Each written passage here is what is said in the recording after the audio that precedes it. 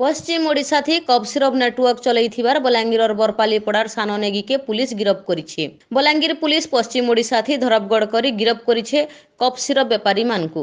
Police कहबार हिसाब सानो नेगी पश्चिम ओडिशा थी कफ सिरप कारबार के नियंत्रण करुथिला। बलांगीर कारबार करुथुआ सानो नेगी 5 बछर भितरे ई कला कारबार बादशाह पलटि जाइछे।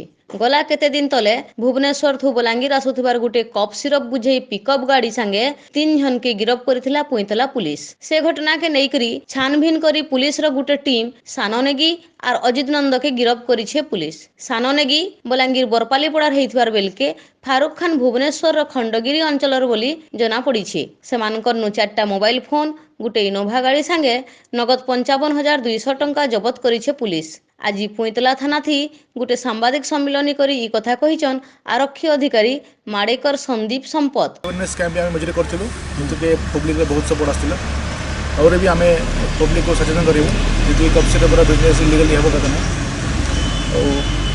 जो अलरेडी कहूँ कि खाली हमको अरेस्ट आम करूना अरेस्ट करके सागे सागे आज रिमांड आना रिमांड आनला जो जो लोग इनवल्व थे जंग जंग लिंक थी पछे आम लगे और no one will be spared.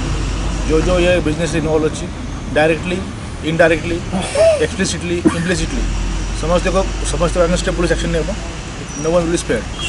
तो जो टीम नेतृत्व बारिक कर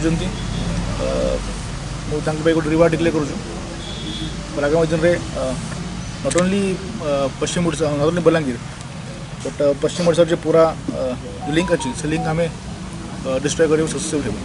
थैंक यू। बलांगीर गुप्तसर पोस्टिंग का रिपोर्ट भाग्य प्रभा न्यूज।